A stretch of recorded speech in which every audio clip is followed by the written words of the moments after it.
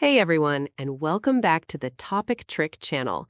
It is wonderful to have you join us again as we continue our journey into the world of data. In our previous sessions, we touched upon specific technologies, but today we are going to take a step back and build a solid foundation. We are going to explore the very backbone of modern software applications. We are talking about Database Management Systems, or DBMS.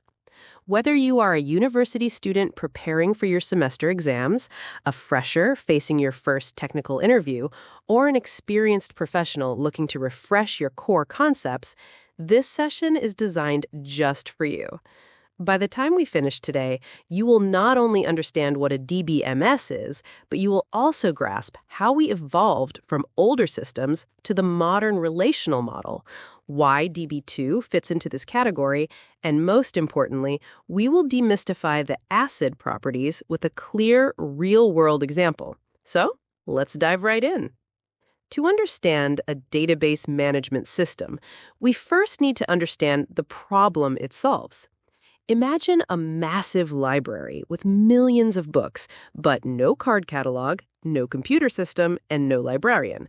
Just books piled up in random rooms. If I asked you to find a specific book on history, it would be a nightmare, right? You would have to search every single pile. Now, apply that to a business. A bank has millions of customers, transactions, and account details. If they stored this data in random text files or spreadsheets, finding information would be slow, insecure, and prone to errors. This is where the DBMS comes in. A database management system is a specialized software that acts as an intermediary between the end user and the database itself. It is the librarian. It decides how data is stored, how it is retrieved, and how it is updated. It ensures that your data is secure, organized, and accessible. When you log into your email or check your bank balance, you're not talking to the hard drive directly. You're talking to a DBMS, and the DBMS is talking to the storage. Now, the way a DBMS organizes data hasn't always been the same. It has evolved significantly over the decades. Let's briefly look at the history to understand why we use what we use today. In the early days of computing, we had the hierarchical model. Think of this like an organizational chart or a family tree. You have a root at the top, like a CEO, and branches going down to departments and employees. This is a parent-child relationship. While this was very fast for specific tasks, it was extremely rigid. If a child record needed two parents, say an employee working for two different departments, the hierarchical model struggled to handle it efficiently. You essentially had to duplicate data, which is a big no-no in database design. To fix this, the network model was introduced. Imagine a spider web. In this model, a child could have multiple parents. This solved the flexibility issue of the hierarchical model, but it introduced a new problem: complexity. Navigating a network database required complex programming. It was like trying to find your way through a maze. If you took one wrong turn, you were lost. This led to the revolution we live in today, the Relational Database Management System, or RDBMS. Proposed by E.F. Codd in the 1970s, this model changed everything. Instead of trees or complex webs, Codd suggested we store data in simple, two-dimensional tables, rows and columns. It's intuitive, it's logical, and it's mathematically sound. In an RDBMS, data is related through common keys. For example, a customer ID in a orders table points back to a customer ID in a customers table. This separation of data from the physical storage structure is what makes RDBMS the gold standard for enterprise systems today. So, where does DB2 fit into this? As we discussed in our previous videos, DB2 is IBM's flagship database product. It is a textbook example of an RDBMS. It stores data in tables. It uses structured query language, or SQL, to access that data. It enforces relationships between those tables to ensure data integrity.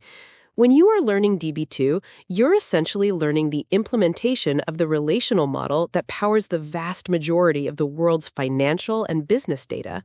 Now, I want to shift gears to the most critical concept for any database professional. If you take away only one thing from this video, let it be this. We are going to talk about the ACID properties. ACID. These are the 4 pillars that guarantee that your database transactions are processed reliably.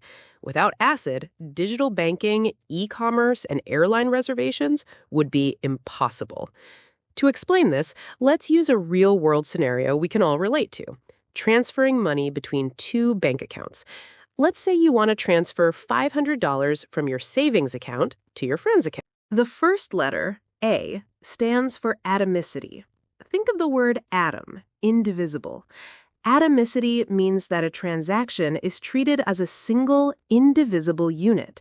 It is all or nothing. In our banking example, this transfer actually involves 2 steps. First, deducting $500 from your account, and second, adding $500 to your friend's account. Now, imagine the power goes out right after the bank deducts the money from you, but before it adds it to your friend. Without atomicity, that money would just vanish into thin air. You would be angry, and the bank would be in trouble. Atomicity ensures that if any part of the transaction fails, the entire thing is rolled back. It's as if the transaction never happened. Either both steps succeed or neither happens. The second letter, C, stands for consistency. This ensures that the database moves from one valid state to another valid state. It must follow all the rules defined in the database. For instance, let's say your bank has a rule that an account balance can never be negative. If you only have $400 in your account and you try to transfer $500, the database checks this rule. Because the transaction would result in a negative balance, violating the consistency rule, the DBMS blocks the transaction. Consistency guarantees that your data never violates the business rules.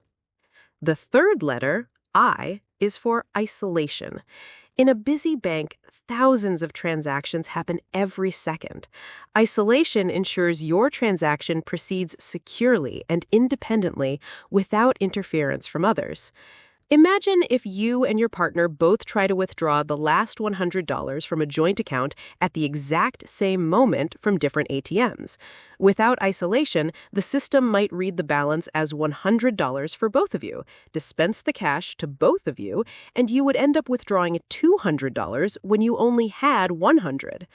Isolation locks the data for one transaction until it is finished, ensuring the second transaction sees the correct, updated balance. Finally, the letter D stands for durability. This is about permanence. Once a transaction is committed, meaning the screen says transfer successful, that change is permanent. Even if the database server crashes 10 milliseconds later or the building catches fire, your money must still be in your friend's account when the system comes back online. The DBMS achieves this by writing records to a transaction log on the hard disk before confirming success to you.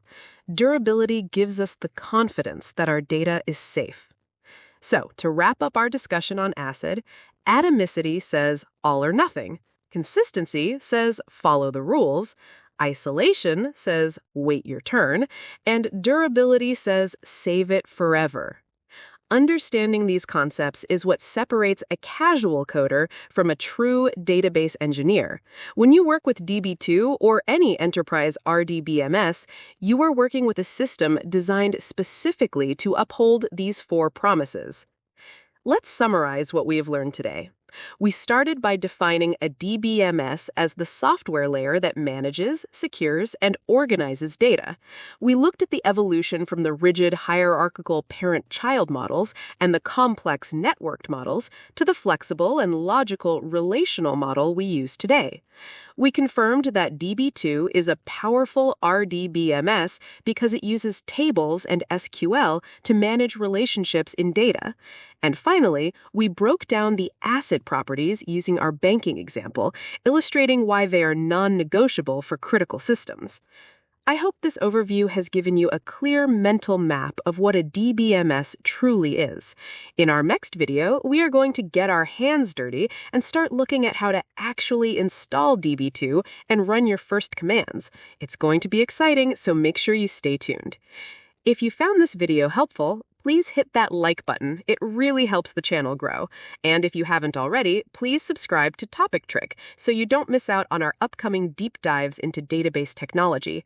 Thank you so much for watching, and I will see you in the next session. Happy learning!